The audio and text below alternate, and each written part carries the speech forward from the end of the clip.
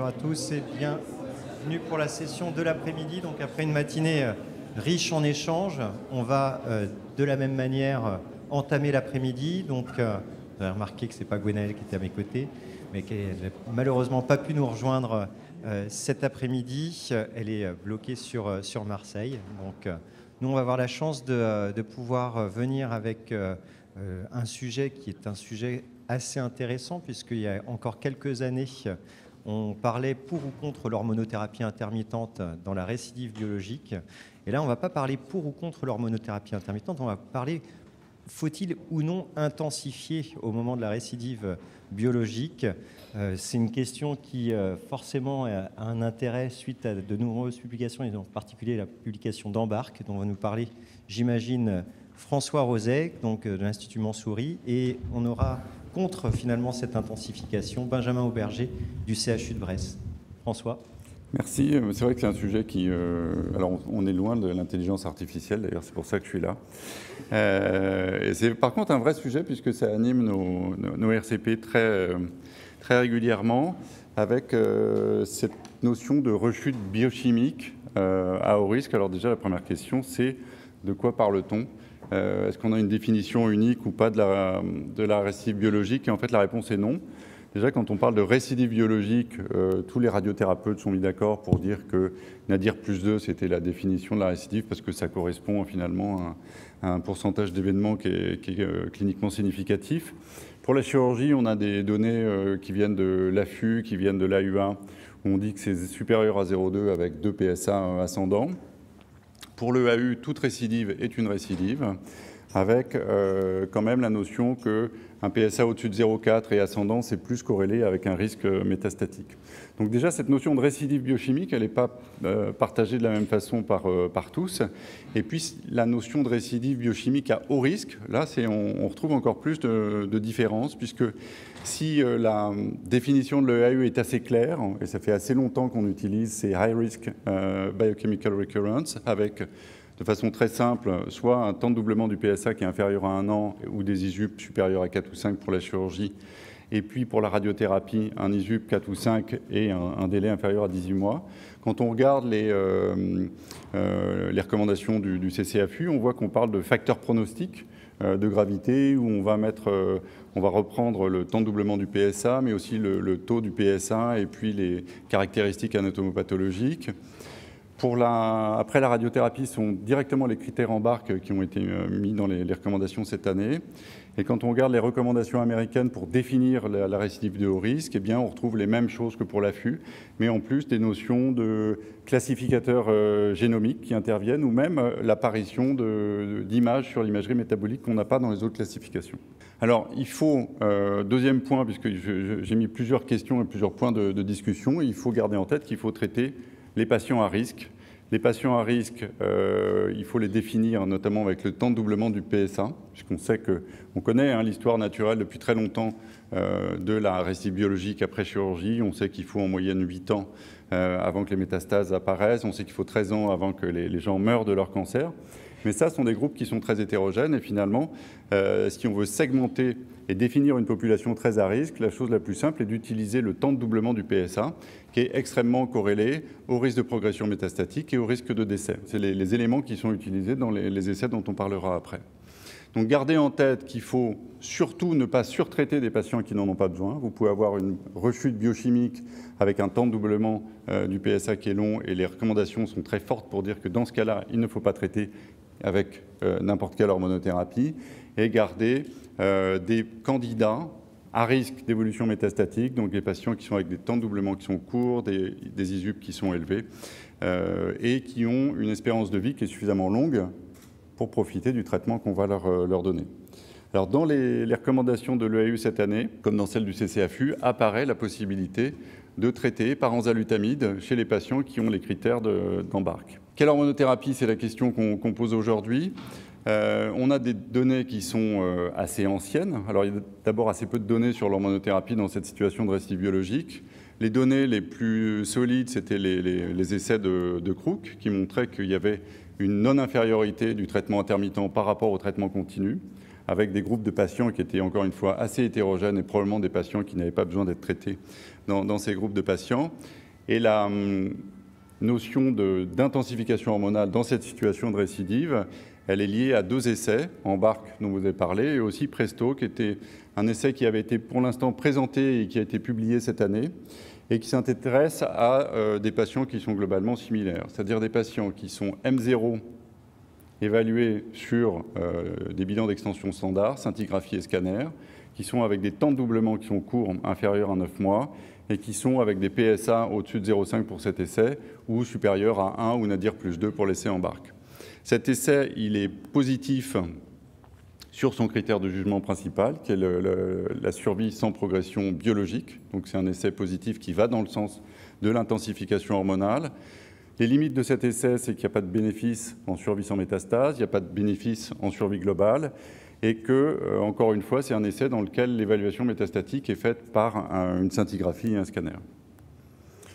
Le deuxième essai qu'on connaît tous, qui a changé les recommandations récemment, c'est l'essai EMBARC, qui s'intéresse encore une fois à cette population à haut risque de récidive M0 sur un bilan conventionnel, et qui teste soit l'association de l'enzalutamide avec l'hormone, donc l'intensification hormonale dont on parle, soit les agonistes normaux, soit un traitement par enzalutamide en monothérapie. Donc, cette première question qui est posée par EMBARC. Et la deuxième question qui est très intéressante dans EMBARC, c'est la possibilité de s'arrêter, de faire un stop chez des patients qui sont bons répondeurs avec un PSA qui est inférieur à 0,2. Donc cet essai, il est positif en survie sans métastase, c'est ça qui a permis de modifier les recommandations. Quand on regarde en détail, on voit que c'est probablement les patients qui sont les plus graves, c'est-à-dire que les patients qui ont un temps de doublement qui est le plus faible, qui bénéficient le plus de cette intensification hormonale. On peut se poser la question de savoir si les critères EAU qu'on a vus, les critères de haut risque, sont similaires aux critères d'EMBARC. Et en tout cas, si on discute d'un patient qui a des critères haut risque EAU dans une RCP, est-ce qu'on peut appliquer la recette d'EMBARC? La réponse est oui, puisque il y avait dans l'essai EMBARC des patients qui possédaient les critères de haut risque de l'EAU. On voit quand on sélectionne cette sous-catégorie de patients de EMBARC, eh bien on retrouve le même avantage en termes de survie sans métastase quand on fait une hormonothérapie intensifiée. Deuxième question, c'est que vaut EMBARC à l'heure du PSMA? Le PSMA qui est l'examen radiologique qui est recommandé en cas de récidive biologique. Qu'est-ce qu'on fait des données d'EMBARC? Est-ce qu'on peut finalement substituer les données d'EMBARC aux données du PSMA? Alors, quand on regarde les seuils de positivité du PET-PSMA de façon théorique, on voit que déjà pour les patients qui seraient en dehors des clous pour EMBARC, donc avec des PSA inférieurs à 1, on a à peu près un patient sur 2 qui a un PET-PSMA positif d'un point de vue théorique. Et c'est ce qu'on retrouve dans une étude qui a évalué le PSMA chez une population qui avait les critères d'EMBARC, qui étaient EMBARC-like, et pour lesquels on retrouve globalement un patient sur 2 avec des métastases. Alors ça pose plusieurs questions, puisque le PSMA est le standard. Qu'est-ce qu'on fait d'un patient qui est PSMA négatif et qui a une scintigraphie négative, s'il l'a? Ils ne les ont pas forcément tout le temps. Est-ce que ça a du sens d'intensifier ces patients, qui sont probablement moins malades que les patients qui étaient sélectionnés dans EMBARC? Deuxième question, qu'est-ce qu'on fait d'un patient qui est PSMA positif et avec une scintigraphie négative? Autrement dit, un patient qui est métachrone, oligométastatique, seulement positif sur le PSMA. Est-ce qu'il faut intensifier? Est-ce qu'il faut faire une thérapie ciblée des métastases? Est-ce qu'il faut faire les deux? On n'a pas forcément la réponse non plus. Pour avoir ces réponses sur l'évaluation de l'imagerie métabolique, on est obligé d'attendre les données de CARLA2 qui évalue l'intensification hormonale avec la palutamide avec une imagerie qui est soit du PET-choline, soit du PET-PSMA, et l'essai ARASTEP qui est en cours de recrutement et qui évalue l'efficacité du darolutamide en intensification avec cette fois-ci une évaluation par du PET-PSMA. Autre question qui est importante à mon avis, c'est replacer la question du traitement hormonal intermittent à l'heure de l'intensification hormonale. Est-ce qu'il faut faire un THII? Et ça, c'est à mon avis une vraie question, parce que si on est capable d'intensifier, il faut être aussi capable de désescalader. Et quand on regarde dans l'essai EMBARC les patients qui ont atteint ce seuil de 0,2, on voit que quand il y avait une intensification hormonale, eh bien, c'était 9 patients sur 10, c'est eux qui avaient la meilleure réponse et qui avaient la réponse la plus longue, puisque cette réponse, elle durait 20 mois, 2 fois plus longtemps que les patients qui étaient sous enzalutamide seul. Et quand on regarde ces 9 patients sur 10 qui ont eu une bonne réponse, quand on regarde après 2 ans, on voit qu'il y en a encore 17% qui ont un PSA inférieur à 0,2. Et il y en a encore à peu près un tiers qui sont sans traitement. Donc ça pose la question de l'intermittence, surtout que ces patients-là, quand on regarde ce qu'ils deviennent en termes de survie sans métastase, ils bénéficient aussi de l'intensification hormonale, même si on a arrêté l'intensification hormonale. Même si on a fait un stop, pardon. Donc ça pose la question du vrai traitement hormonal intermittent, et c'est la question qui est posée actuellement chez des patients qui sont métastatiques, hormonosensibles. C'est le cas de l'essai Libertas avec la palutamide, qui a déjà inclus des patients et pour lequel il y a 70% des patients qui atteignent ce seuil de 0,2. Et puis c'est le cas de l'essai d'escalade dont on a déjà parlé ce matin, qui est piloté par Bertrand, avec un patient inclus déjà en France par l'IGR, je crois, et dont on attend 3. Voilà, hier c'était 1, aujourd'hui c'est 3. Bertrand, c'est formidable. Ok, donc voilà, ça c'est des questions qu'on se pose chez le patient qui est métastatique hormonosensible, et évidemment il faut se poser cette question chez le patient qui est en récidive biologique et pour lequel il faut savoir, à mon avis, désescalader. Donc est-ce qu'il faut intensifier? La réponse est oui, puisqu'on a pas mal de données là-dessus. Après un traitement local optimal, chez des patients qui sont à risque, M0, avec un temps de doublement inférieur à 9 mois, et d'autant plus qu'ils ont un temps de doublement qui est court. Et qui dit escalade, dit aussi désescalade, et c'est la question à laquelle il faudra qu'on puisse répondre dans le futur. Je vous remercie. Merci François. Je propose qu'on voit la version plutôt contre que va mener Benjamin Auberger, et puis ensuite on échangera avec la salle, avec les questions et puis les éventuelles remarques. Bonjour à tous, merci au comité d'organisation pour l'invitation. Alors comme tu l'as dit François, l'étude EMBARC, elle ouvre la possibilité de 2 stratégies thérapeutiques, l'intensification thérapeutique avec la double hormonothérapie et la désescalade thérapeutique raisonnée, pour laquelle je vais essayer de vous convaincre, notamment chez certains patients. Alors pour étayer mon propos, je suis parti sur un cas clinique que vous pourriez voir en consultation d'un homme de 67 ans avec un cancer de la prostate, PSA initial pas très élevé, un bilan d'extension négatif à l'époque. Ce monsieur reçoit sa chirurgie, il a des marges atteintes après sa chirurgie, pas de ganglions, pas de radiothérapie adjuvante, et puis son PSA finit par remonter quelques mois après. On lui propose bien évidemment sa radiothérapie de rattrapage précoce sans hormonothérapie. Pendant quelques années, le PSA reste indosable, et puis on a un rising du marqueur tumoral qui est progressif jusqu'en janvier 2024, où on a ce PSA qui augmente, et ce patient n'a pas eu à l'époque accès au TEP-PSMA. Ce patient a des antécédents médicaux, de l'hypertension, de la dyslipidémie, il a donc eu sa chirurgie, et puis il y a un contexte socio-affectif qui est important. Il est marié depuis 35 ans, il est actif sexuellement, non-fumeur, ancien militaire, il joue au golf 3 fois par semaine, donc il a une activité physique qui reste conséquente.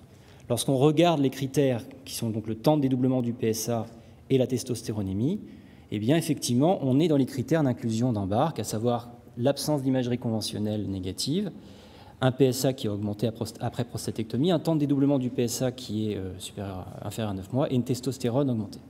Maintenant, la question, c'est qu'est-ce qu'on propose en consultation à ce patient? Donc le premier scénario, c'est finalement le scénario du patient que tu viens de détailler, François, c'est celle de la décision partagée avec le patient et sa famille. Le patient est motivé pour avoir le traitement le plus optimal qui va permettre de contrôler le plus longtemps sa maladie, tout en ayant cette perspective séduisante d'une interruption thérapeutique du traitement à 36 semaines, sans impact sur son devenir, puisque, on l'a vu, la survie sans métastase n'est pas altérée une fois qu'on a arrêté l'hormonothérapie à 36 semaines.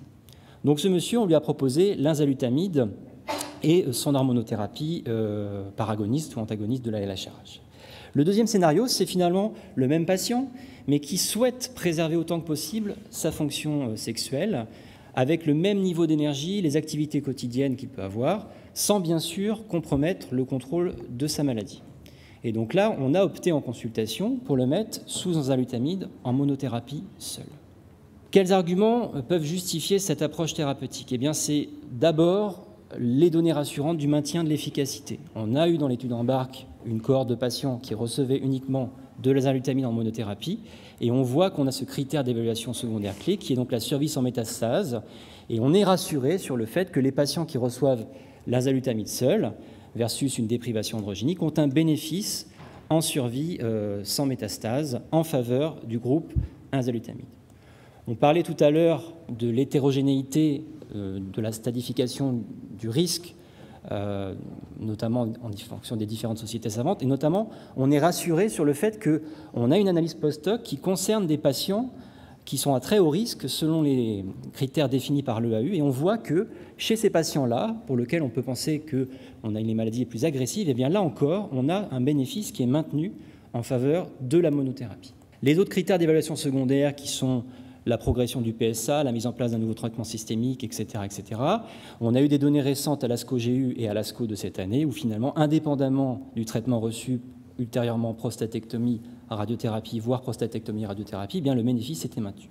La seule chose qui différencie bien sûr l'enzalutamide en monothérapie et la combinaison, c'est la durée médiane de suspension du traitement qui est plus courte avec l'enzalutamide, on est de l'ordre de 11 mois, comparativement aux deux autres bras, et aussi un bénéfice en survie globale qui ne ressort pas pour l'instant. Donc, dont acte sur le maintien de l'efficacité, certes, bénéfice en termes de survie sans progression, mais un bénéfice qui n'apparaît pas pour l'instant en survie globale. Le deuxième argument en faveur de l'enzalutamide en monothérapie, c'est le maintien de la testostérone à un taux supraphysiologique. Certes, la durée médiane de suspension du traitement avec l'enzalutamide est plus courte lorsqu'on choisit de traiter les patients sous monothérapie, mais lorsqu'on reprend le traitement, on se rend compte finalement que cette testostéronémie se maintient à un taux supraphysiologique, ce qui permet de limiter les complications métaboliques qui peuvent être le syndrome métabolique, les complications cardiovasculaires. Chez ce patient, on a déjà trois facteurs de risque cardiovasculaire, et bien sûr les risques d'ostéoporose.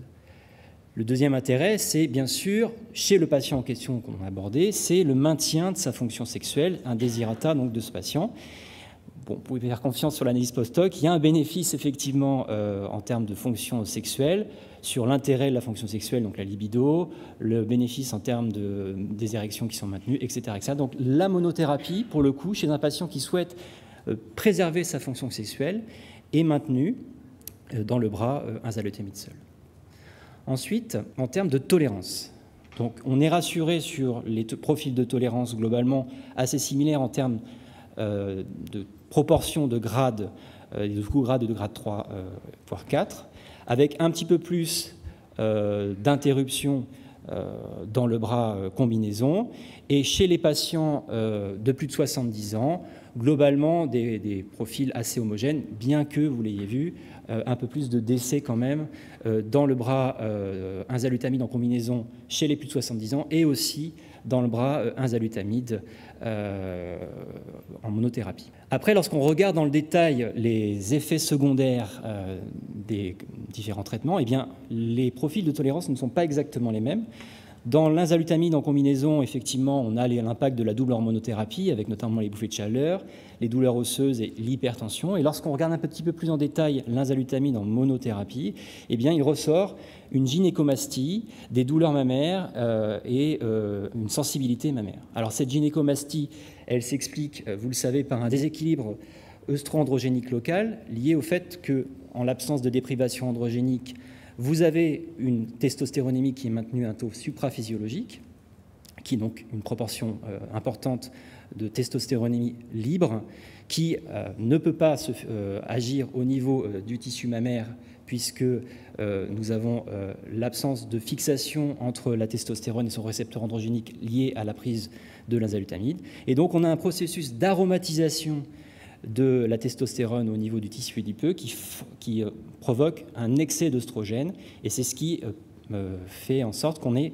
un taux de gynécomastie qui est plus important dans le bras enzalutamide. Alors c'est déjà quelque chose qu'on avait identifié avec le Casodex lorsqu'on l'utilisait il y a quelques années, et je vous ai mis quelques données de cohortes en monothérapie avec notamment les monothérapies nouvelle génération. On est sur de l'ordre de 30 à 40% de gynécomastie et 10 à 20% de douleurs mammaires.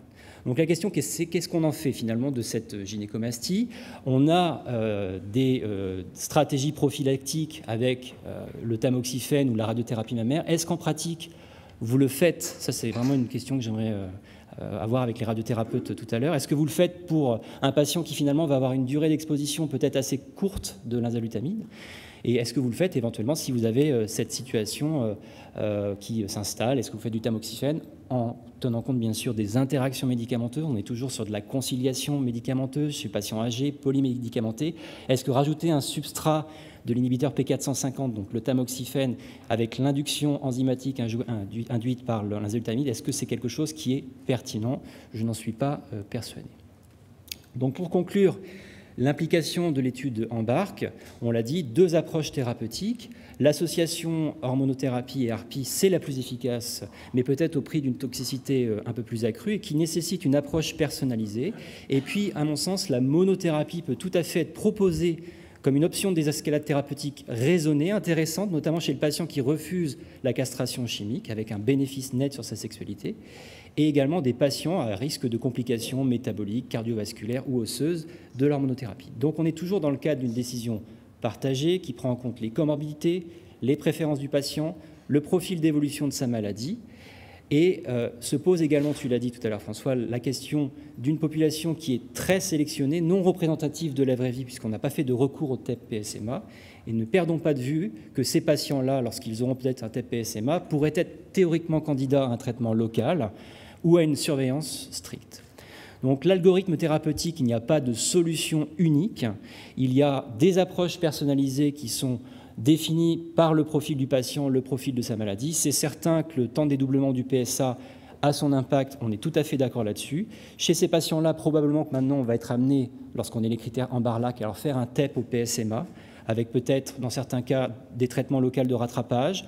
En cas d'oligoprogression, on en a parlé ce matin, peut-être faire de la radiothérapie stéréotaxique. Et puis dans le cas où on ne serait pas finalement avec une maladie métastatique, eh bien peut-être aller effectivement vers cette combinaison d'hormonothérapie, voire vers une monothérapie pour des patients sélectionnés. C'est ce que je viens de vous démontrer à l'instant. Donc les autres études viendront étayer un petit peu notre réflexion dans les prochains mois. On a vu avec les taux de Presto et on attend effectivement les données de l'étude ARASTEP, où là, les patients bénéficieront d'un TEP au PSMA et nous aurons une analyse stratifiée en fonction du TEP-PSMA sur le critère de jugement qui est la survie sans progression radiologique. Je vous remercie.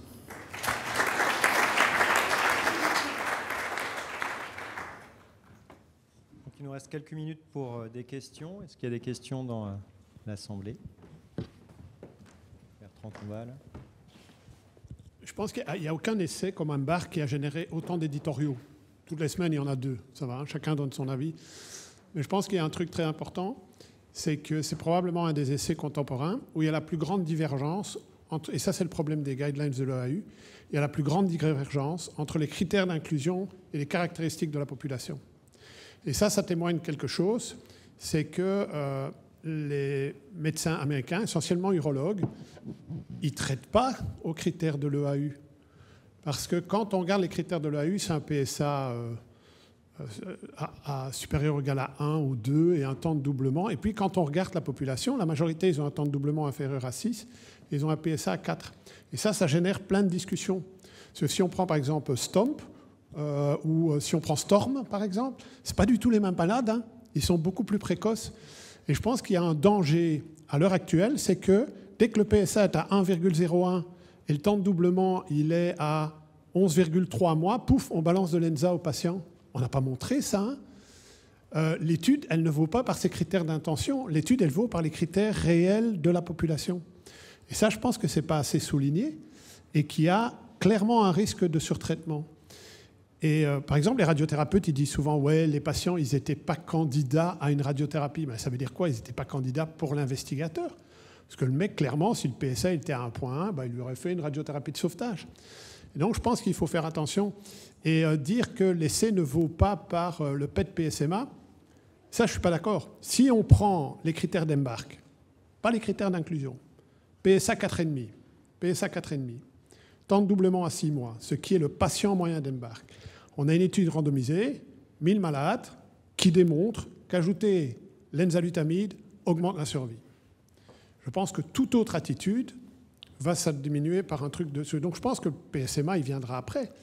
Mais je pense qu'il faut surtout, c'est voir cette différence et éviter qu'on surtraite des centaines de malades, parce que nous, en Belgique, en France, ils arrivent chez nous bien avant d'être embarqués. Et ça, je pense que c'est important. En effet, je crois que c'est important de le souligner. Tu l'as rappelé, hein, ces critères EAU, c'est déjà la première réflexion qu'il faut avoir devant tout patient qui récidive. Et je pense qu'il n'y a pas qu'aux États-Unis où on ne réfléchit pas assez en fonction de ces critères, et notamment dans notre choix d'initier ou non une thérapeutique. Une question sur peut-être le traitement intermittent. Il y avait à l'époque, avec ou sans enzalutamide, une grande question autour du moment où on réintroduisait le traitement hormonal. Quels étaient les critères? Est-ce que vous pouvez peut-être rappeler là quels étaient les critères dans EMBARC pour réintroduire le traitement hormonal? Parce qu'on voit qu'avec l'Anzasol, on a une durée qui est plus courte par rapport à la combinaison. Mais quels étaient les critères finalement pour remettre le traitement? Dans EMBARC, je n'ai plus en tête. Dans les traitements hormonaux classiques, c'était des PSA qui étaient aux alentours de 10, mais on voit qu'il y avait des grandes variations, et puis il y a des variations dans la vraie vie en fonction de la tolérance du patient, de la tolérance à son PSA qui remonte. Et dans l'étude des escalades, là, il n'y a pas de critère qui a été défini, parce qu'on est dans la vraie vie, Bertrand.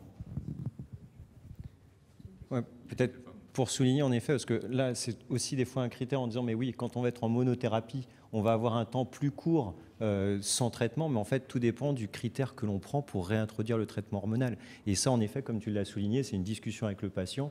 En effet, au moment où on avait le traitement hormonal, à l'époque de Crook, c'était entre 4 et 10, où on disait est-ce qu'on reprend ou pas. Et en fait, il y a des patients qu'on tient pendant plusieurs mois entre 4 et 10, d'autres qui vont reprogresser très rapidement. Donc à mon sens, ce critère de dire ça va être plus court, donc aller plutôt vers le combo, c'est un intérêt. C'est très dépendant de notre pratique. Alors, je ne sais pas s'il y a d'autres questions dans le... Marine, tu avais un... Non, mais en pratique, vous faites systématiquement un TEP-PSMA, grosso modo, enfin, tu vois, dans cette indication-là. Donc là, on est sur une étude qui n'a pas tenu compte de ça. Donc en pratique, avec un TEP-PSMA, quelle est votre attitude? C'est la question qu'on posait, en fait. C'est-à-dire que maintenant, le bilan qui est recommandé, c'est le TEP-PSMA, c'est l'imagerie de la récidive biologique. Donc tu te retrouves avec des PET-PSMA, des patients qui n'ont plus forcément de scintille parce qu'ils ont le PET-PSMA, et tu ne sais pas très bien quoi faire. Tu as un risque de surtraiter effectivement des patients qui seraient non métastatiques sur le PSMA, et puis tu as peut-être d'autres stratégies chez des patients qui sont oligométastatiques, métachrones, pour lesquels il y a peut-être d'autres stratégies que l'intensification hormonale. Enfin, la logique, c'est de les traiter parce qu'ils répondent aux critères de l'inclusion. La seule question qui va se poser, c'est est-ce que ça a du sens d'aller faire un traitement focal sur la métastase qui aurait été mis en évidence sur le TEP? Ça, pour nous, c'est une opportunité. Pour ça, pour nous, les groupes académiques, c'est une opportunité en or. Parce que je pense que cette idée de retarder la durée off, c'est une idée géniale. Il y a Pete Host et Thomas Zilli qui ont essayé de monter. Alors, le problème, c'est que malheureusement, les industriels ne vont pas nous aider. Donc, on devra faire ça nous-mêmes, on devra trouver le financement. Mais aujourd'hui, est-ce qu'il faut traiter le primaire si le primitif n'a pas été traité? Est-ce qu'il faut irradier le petit bassin? Est-ce qu'il faut faire des métas? Est-ce qu'il faut escalader au PSMA s'ils sont multimétastatiques? Pour nous, EMBARC, en fait, c'est une mine d'or. Sauf que, maintenant, ils recevront de l'ADT et une hormone. Mais je pense qu'il y a plein d'essais super intéressants à voir. Et quand tu montrais, là, il y a 15 à 20% des malades qui n'ont toujours pas récidivé. C'est une opportunité. Peut-être qu'on peut même avoir des malades avec des durées de réponse beaucoup plus longues. Et donc, l'idée n'est pas de ne pas faire de PET-PSMA ni de radiothérapie, mais c'est de ne pas le faire pour retarder la mise en route du traitement. Type STOMP, Oriol. Mais maintenant, c'est de le faire type ces études comme Arto ou comme...